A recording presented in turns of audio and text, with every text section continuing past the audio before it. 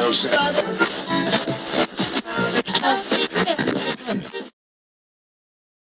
next one is really special.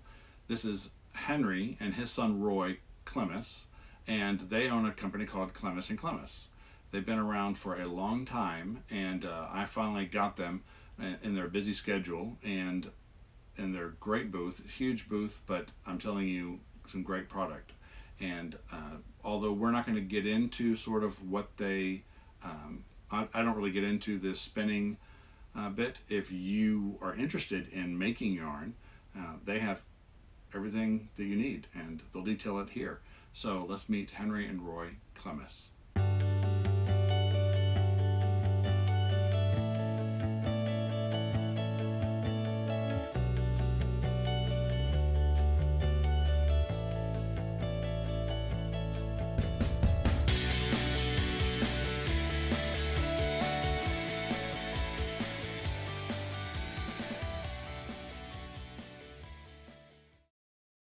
Easy peasy.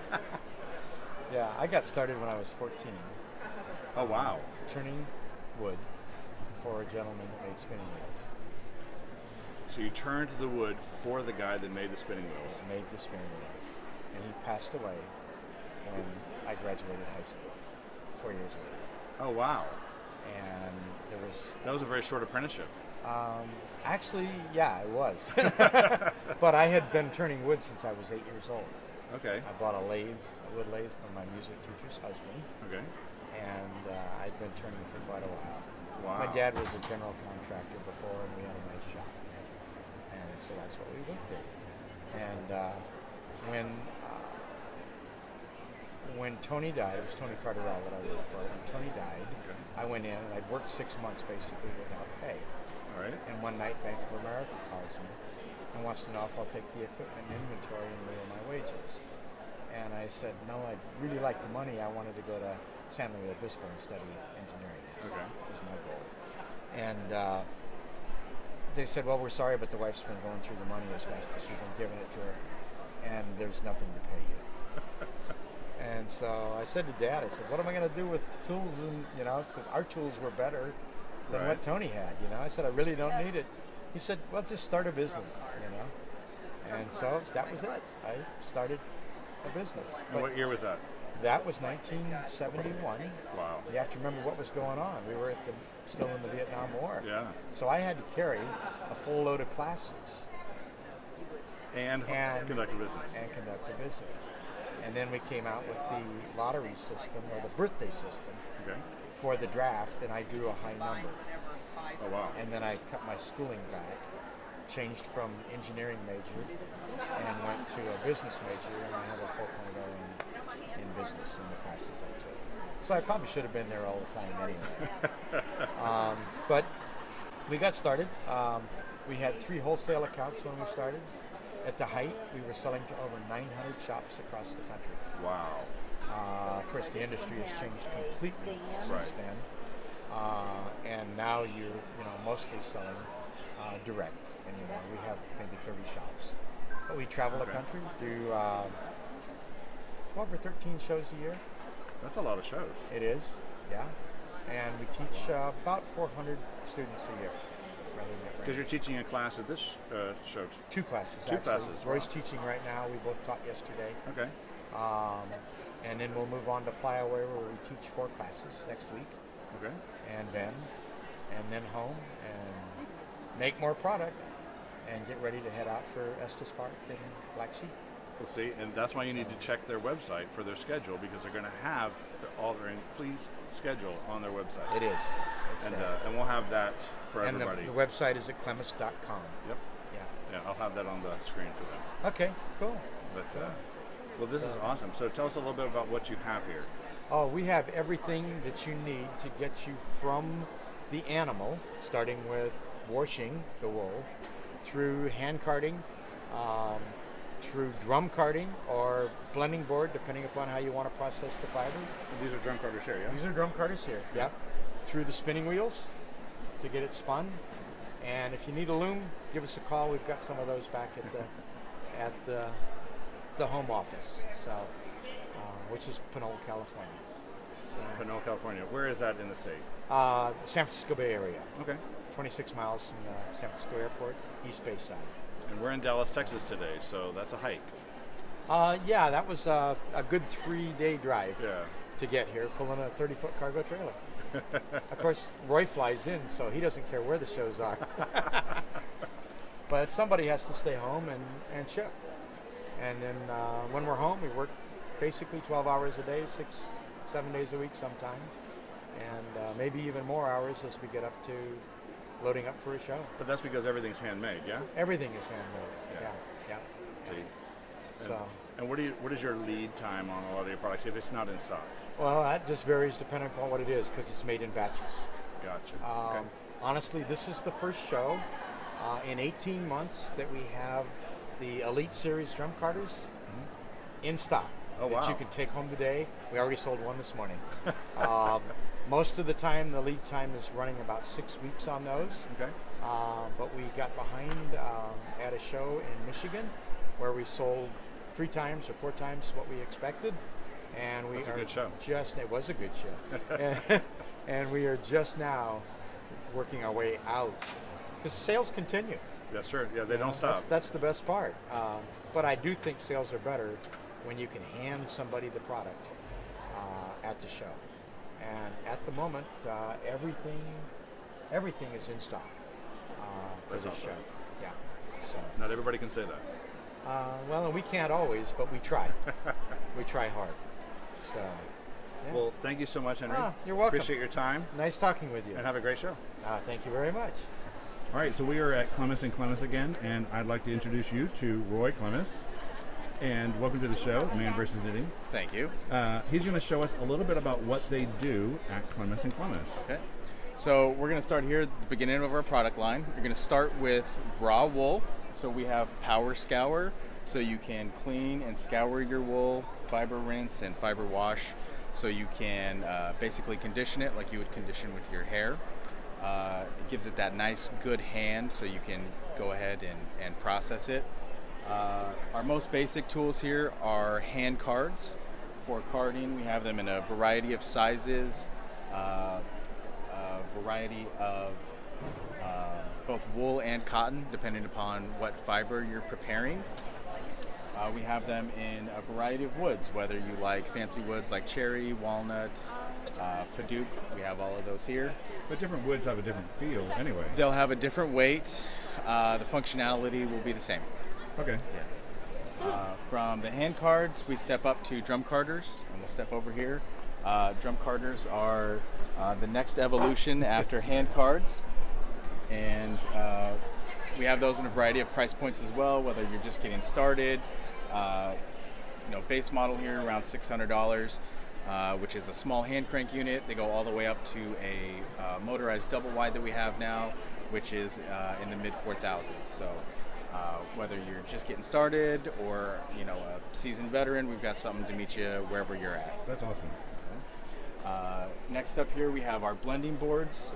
These were brand new in 2012, something that we invented with the help of a lady by the name of Gwen Powell.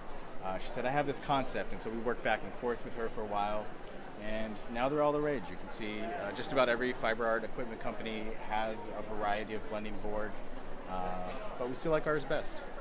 And what is the functionality of a blending board? So a blending board is great for making rolags. So if you're going to spin woolen, you're going to spin long draw, you want a nice lofty yarn, a blending board is the best and quickest way to prepare that fiber. Gotcha. Thank you. Next up here we have our convertible drum carder. This was another thing that we did that no one else has done. We call it the convertible because it's both a hand crank and it converts to electric drive. So rather than sending it back to us and having us motorize it, we also have the electric drive base for it. So when you decide, okay, I'd like to go to electric drive, I don't want a hand crank anymore, well then you just drop it on the electric drive base, you take the hand crank off, you put a pulley, a nut, and a drive band on, you turn the key on, because who doesn't want to turn the key on?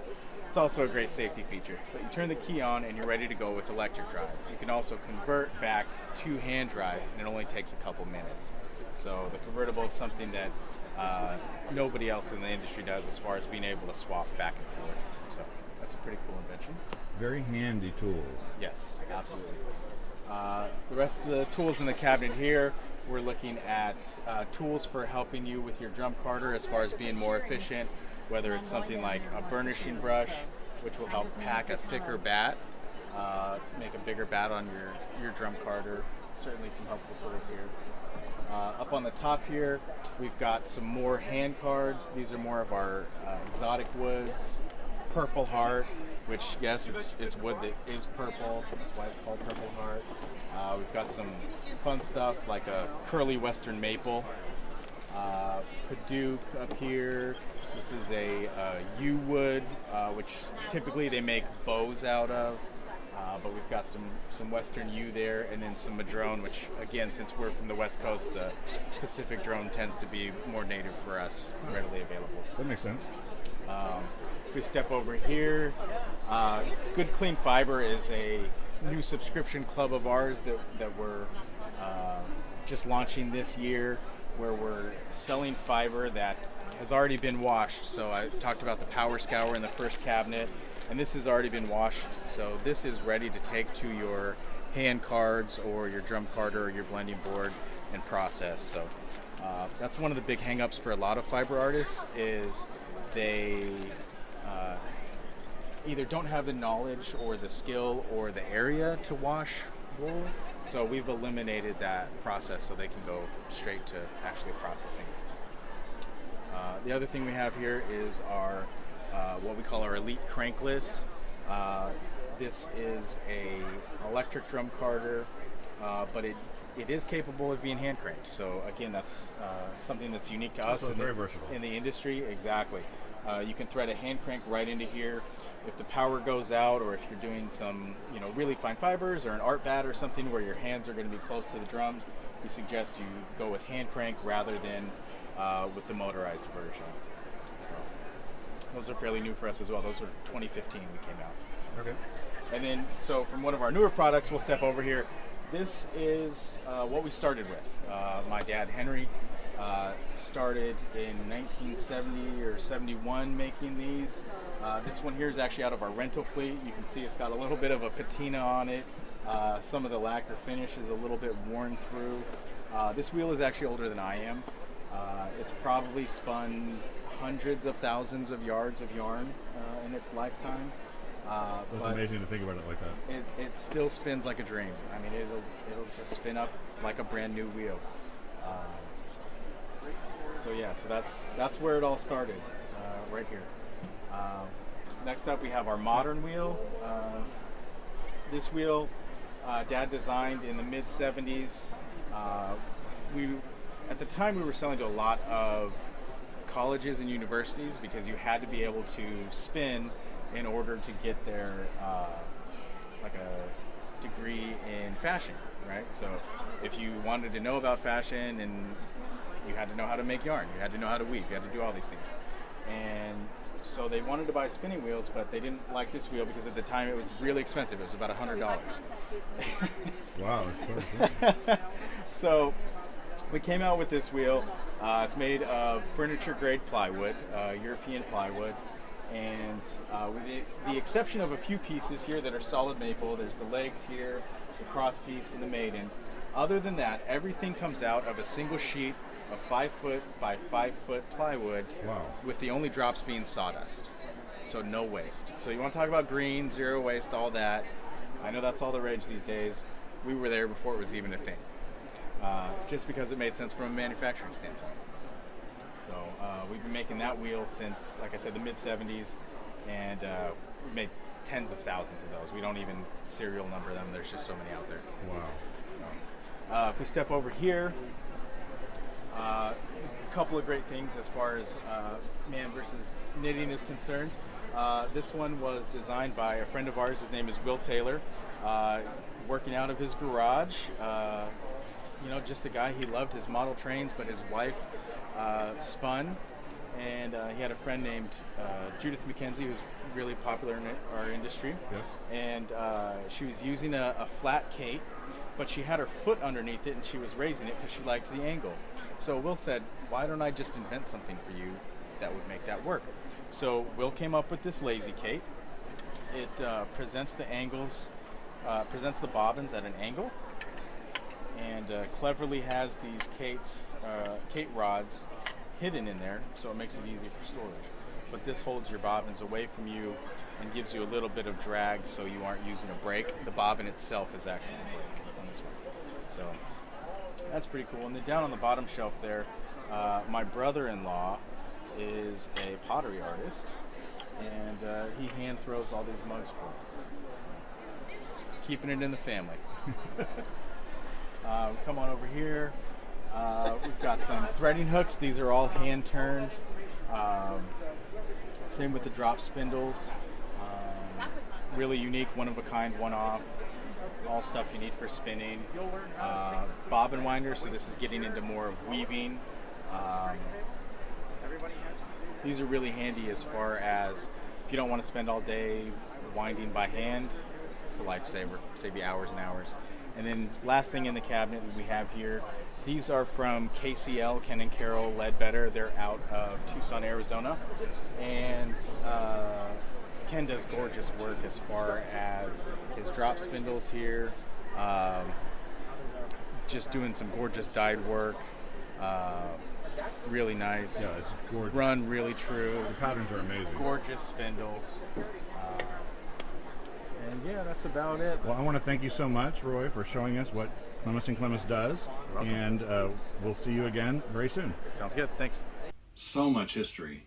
I mean, to think about how long the grandfather, the father, and the son have been spinning yarn, making yarn for people to make clothes with, or make anything with. It's just amazing to me, and it was a real joy meeting both of them. And I hope that if you go down that path of creating your own yarn, you'll visit Clemes.com and see for yourself just how easy their products are to make. During the entire weekend, I kept finding Roy in the front demonstrating the wheel or demonstrating their products, and so it was really nice to see them not only sell their products, make the product, because both of them make them, but also to be able to showcase them and use them. So that was really, really special.